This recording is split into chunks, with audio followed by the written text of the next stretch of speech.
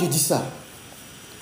Celui qui a fait la dernière fois le live, je ne veux pas lui faire l'honneur de citer son nom, et qui a commencé par raconter des histoires. Il fut un moment, quand il venait faire ses shows sur les réseaux sociaux, il a laissé son numéro en disant oui, les militaires peuvent lui donner les informations, lui, il est prêt à les aider à faire ça. Il y a eu quelques militaires naïfs qui ont pris contact avec lui. Des gens qui étaient dans l'opération Kondouaré, les gens qui étaient partout, qui ont pris contact avec lui. Parce qu'il a laissé son numéro.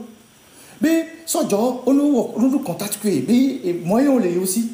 Les gens naïvement ont pris contact avec lui. Pour lui fournir quelques informations, il vient sur les réseaux, il dit oui, il se passe ici, c'est les militaires qui m'ont dit ça, qui m'ont dit ça.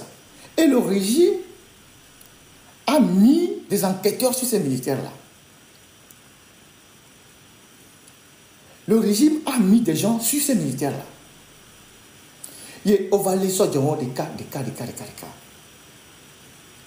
Et depuis qu'on a arrêté ces militaires, parce qu'ils étaient en contact avec toi, jamais tu n'as fait un seul live pour les défendre. Ils sont en prison. Ils sont là, torturés. J'ai déjà parlé d'eux une fois. Parce que les parents m'ont contacté. Et il y a un qui s'est évadé, qui m'a contacté. Et qui m'a dit, on les a arrêtés parce qu'ils étaient en contact avec toi. Et c'est le seul motif pour lequel on les a arrêtés. Je vais vous donner les noms de ces militaires qui ont été arrêtés et les circonstances dans lesquelles ils ont été arrêtés. Parce qu'ils ont pris contact avec ce monsieur qui est venu leur faire croire que lui a les moyens de les aider à faire quelque chose. Et c'est comme ça que vous mettez les gens dans des problèmes. Il y a l'adjudant Atong Samarou, arrêté à l'escadron de Kara le 19 janvier 2023. Il est toujours en prison. Ils ont passé 1 an en détention secrète. Après, on les a amenés à la petite porte de la gendarmerie en face de la BTCI. Ils ont été sérieusement torturés. Et aujourd'hui, ils sont en prison. Les parents, pendant 1 an, ne les ont pas vus. Atong Samarou, arrêté à l'escadron de Kara le 19 janvier 2023.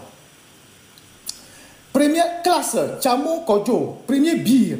BIR, c'est bataillon d'intervention rapide. Arrêté à la base de Kondouaré le 20 janvier 2023. Première classe, Katanga, K-Point. 4e RI. RI, c'est régiment inter-armes, je pense. Arrêté à la base renfort de 5C le 19 janvier 2023. Première classe, Maloua Bagui Bassa, G-Point, 25 BB, arrêté à la base de Tchamonga, le 19 janvier 2023. Première classe, Adam Abdul Gafarou, RCPG, c'est le régiment commando de la garde présidentielle, arrêté au domicile du président de la République à Dapaon, le 19 janvier 2023. Les chefs d'accusation qui sont contre eux, publication sur les réseaux sociaux, divulgation de secrets défense, intelligence avec l'ennemi.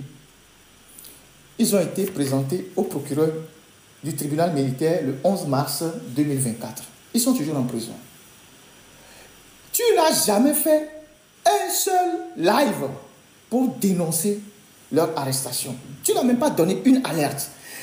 Même celui qui a fui, il y a un 6e dont je ne veux pas donner le nom, qui a fui, ils ont tenté de te joindre pour que tu leur viennes. Tu n'as pas réagi. Et c'est vous comme ça qui mettez les gens dans des problèmes et qui venez sur la toile bomber le torse. Moi, c'est la méthode des armes. Et les militaires naïfs, il a suffi qu'on les arrête, qu'on prenne leur téléphone et qu'on vérifie qu'ils étaient en contact avec toi. Ils ont composé ton numéro et le numéro est sorti de leur téléphone. Ils les avaient écoutés d'abord. Parce que le Togo a des moyens inimaginables de surveillance numérique.